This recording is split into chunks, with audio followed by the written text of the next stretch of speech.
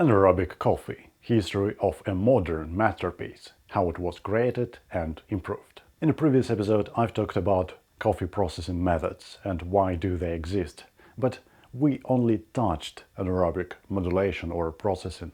Today we're going to uncover the full story. It's somewhat not perfect because I haven't checked the facts, but it will be obvious that it's close to truth.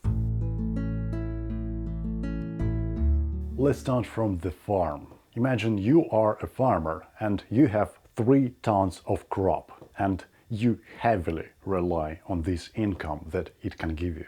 And what market wants?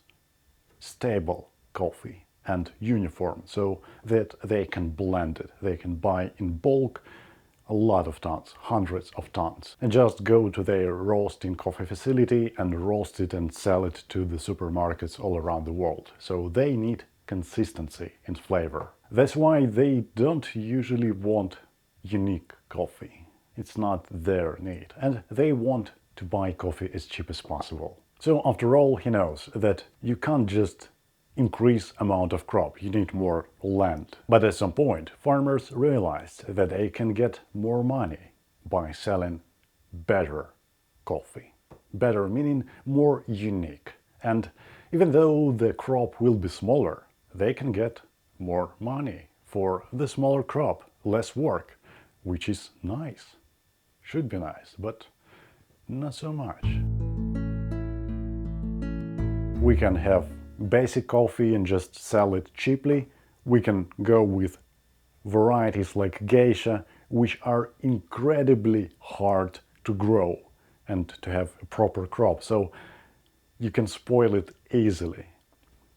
And we have anaerobic coffee, which we can also do, but it is somewhat easier than having expensive lots. Like geishas are usually very high in price compared to other coffee. It could be like $70 per kilogram.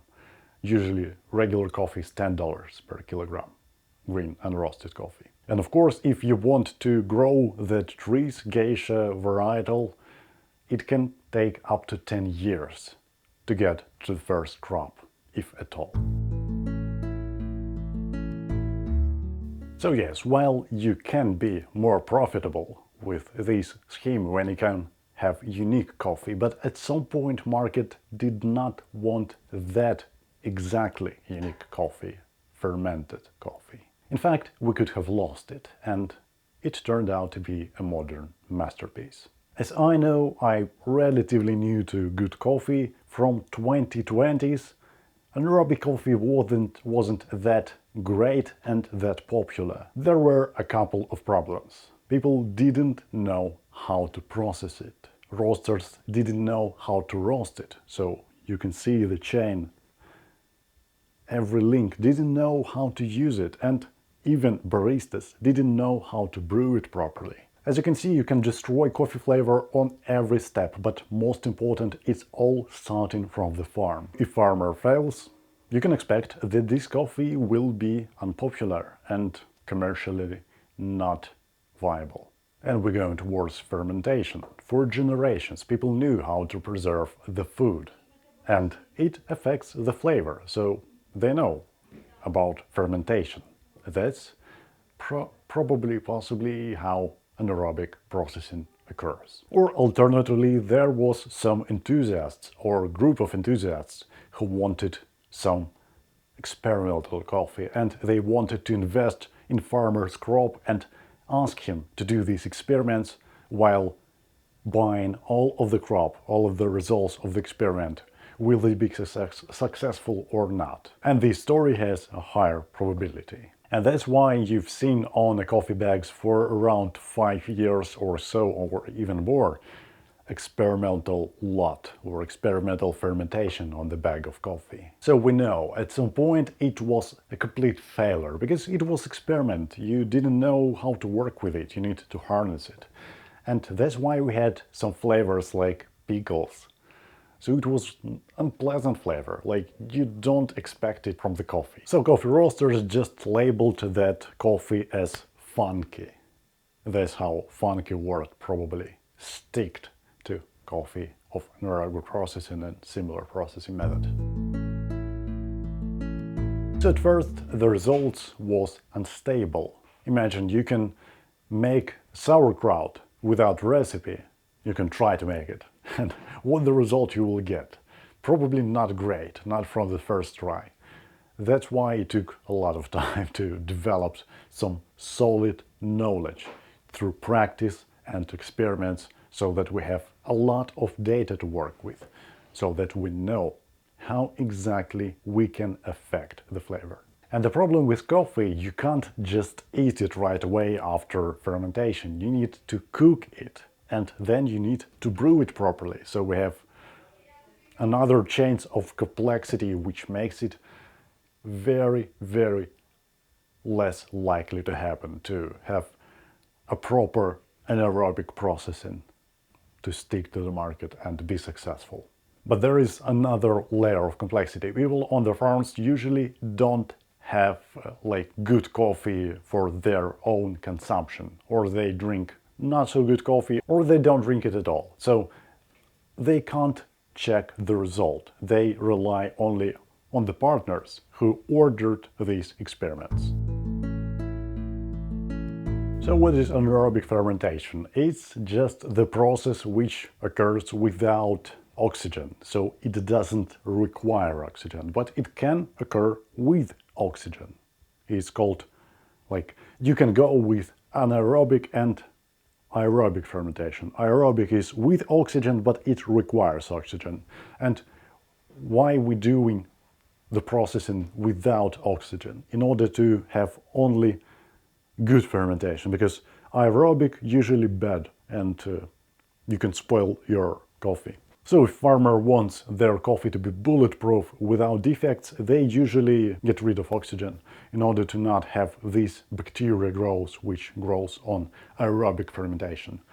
So that's why we have this word, but it doesn't mean that it always in anaerobic environment without oxygen. It's just to make the process safer, because there are some environments when you can't do it with oxygen. It will spoil most of the time.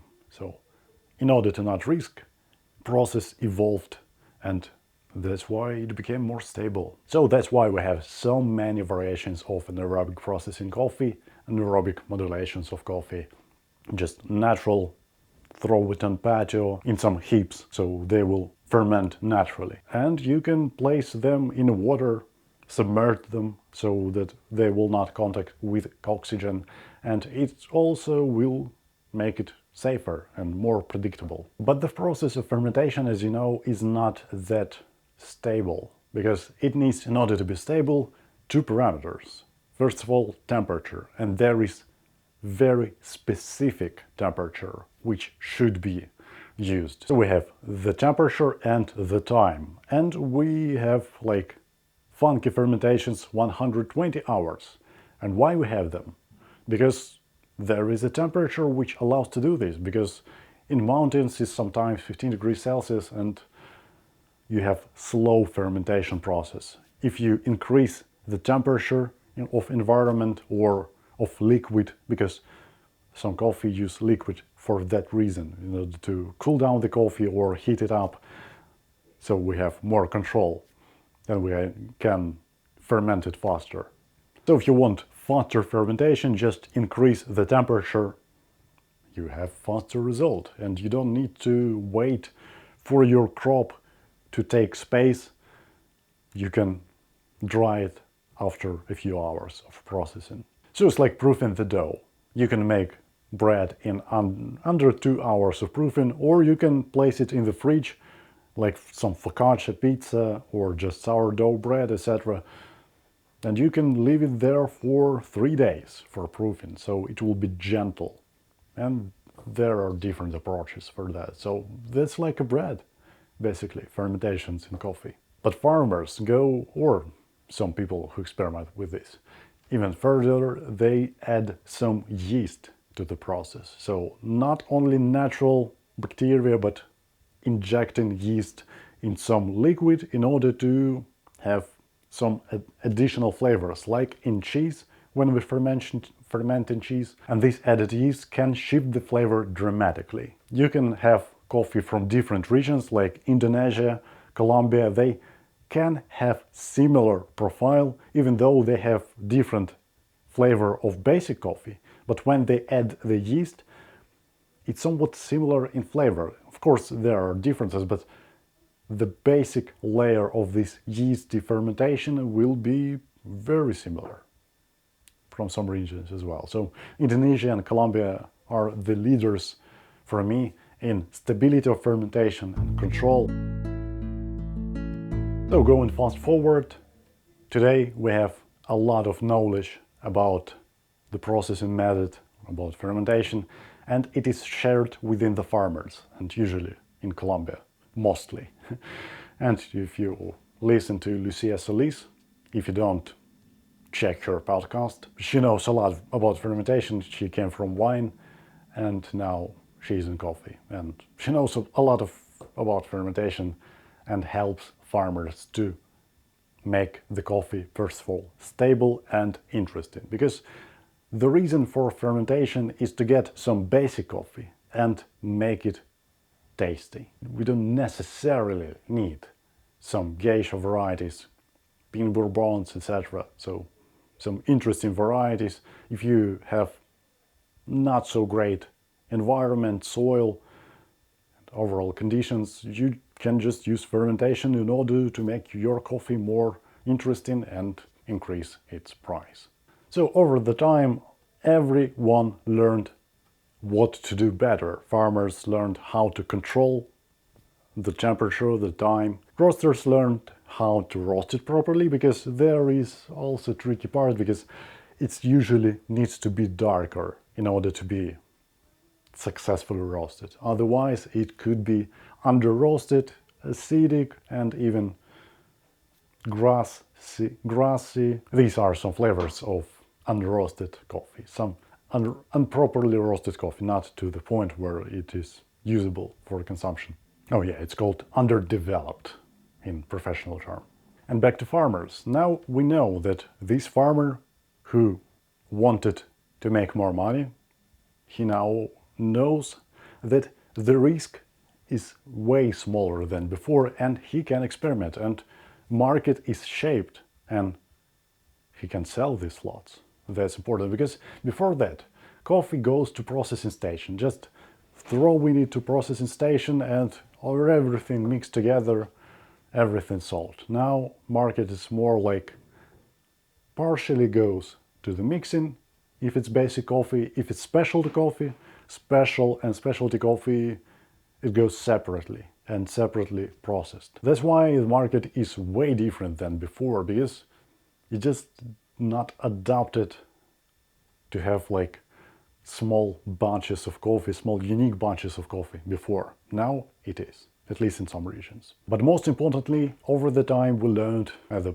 human species how to make it more delicate and what it gives. We don't need to use basic coffee now. We can grow and use specialty coffee and inject flavors here and to control them.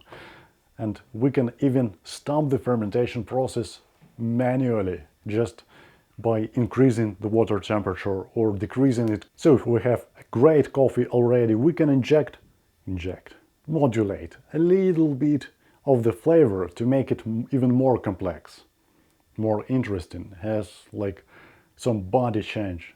So it will be perceived like more umami flavors, etc.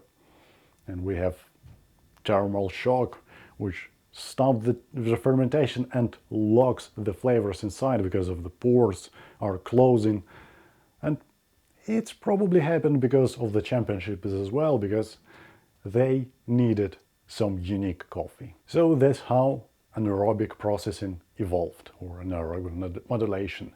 We had some uncontrollable process, and now we can precisely control the result and have not just a great coffee, but great coffee with added complexity.